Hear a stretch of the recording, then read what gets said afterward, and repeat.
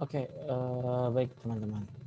Dalam video kali ini saya coba bahas tentang bagaimana memahami rasionalisme dan empirisme ya dalam konteks filsafat gitu ya, dan apa sih konsekuensi-konsekuensi terusannya untuk pengetahuan ya khususnya. Nah, sebenarnya perdebatan rasionalisme dan empirisme ini sangat panjang dan sangat menarik. Kalau kita telusur ya, cara memahaminya adalah mau tidak mau kita harus juga bisa memahami bagaimana isi pikiran Plato, gitu ya, isi pikiran Socrates, isi pikiran Aristoteles.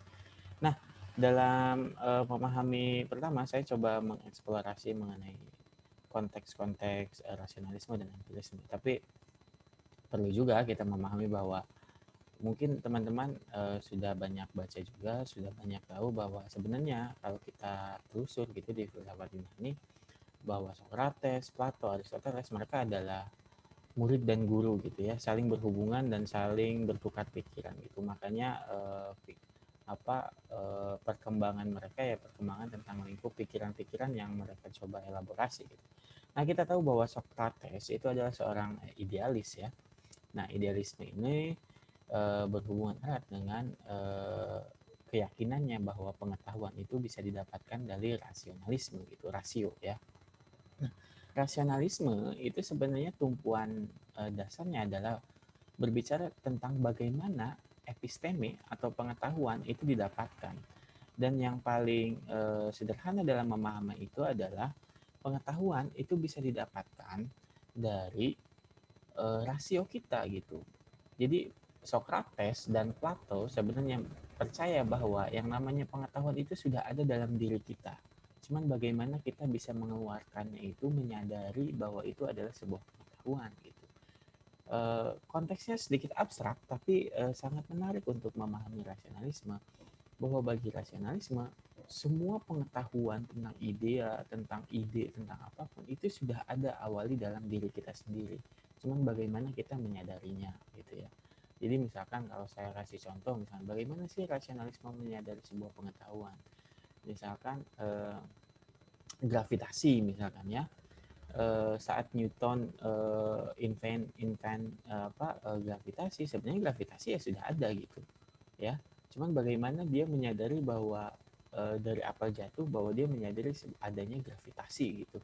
Nah, itu kan salah satu contoh bagaimana dia memaparkan bahwa rasionalisme bahwa pengetahuan itu sudah ada gitu, embedded dalam diri kita, dalam rasio kita gitu. Cuman bagaimana cara kita memahami. Nah, rasionalisme itu berpikiran bahwa semua segala sumber sesuatu, pengetahuan dan lain-lain itu adalah rasio.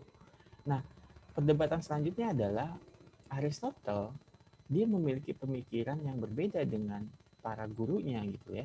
Kita ketahui bahwa Aristoteles ini adalah muridnya dari Plato gitu.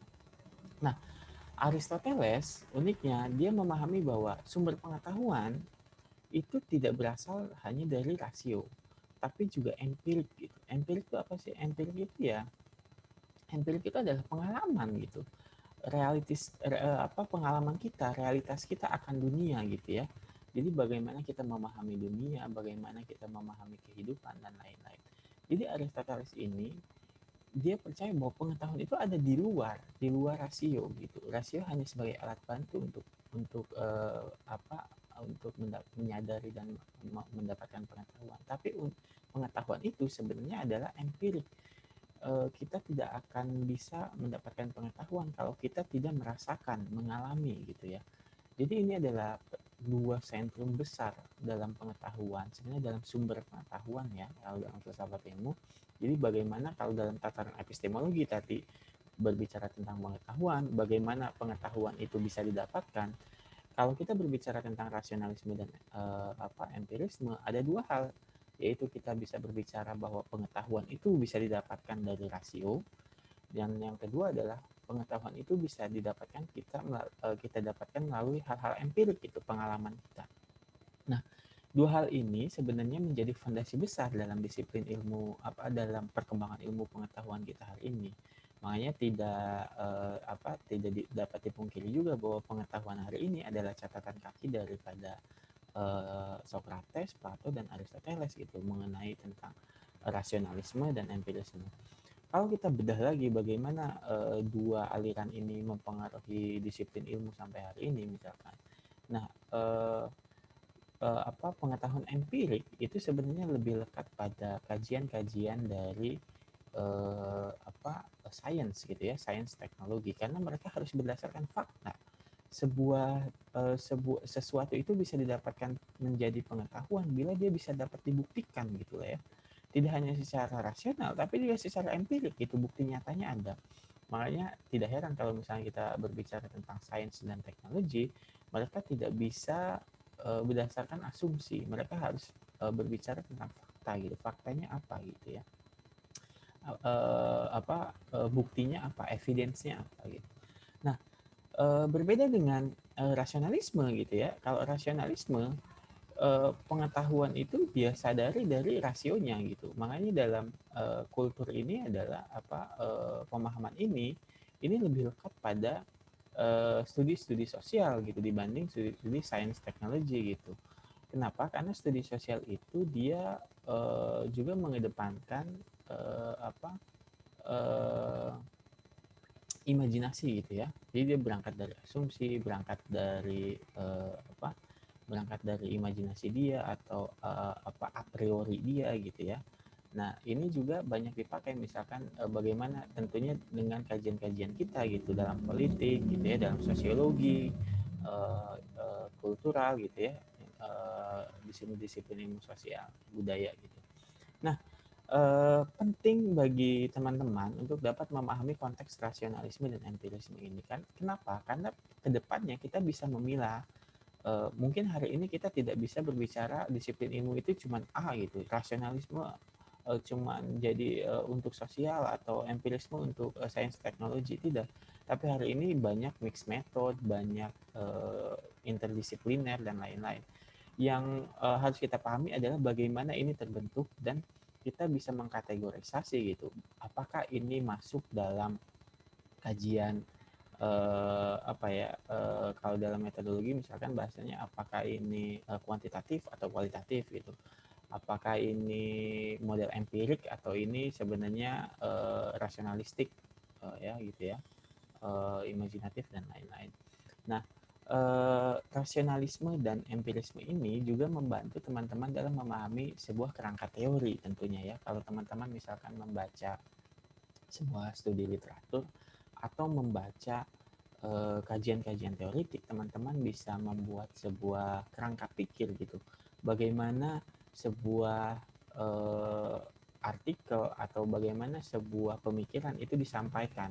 Apakah dia memakai pendekatan empirik atau dia menggunakan pendekatan rasionalistik gitu ya.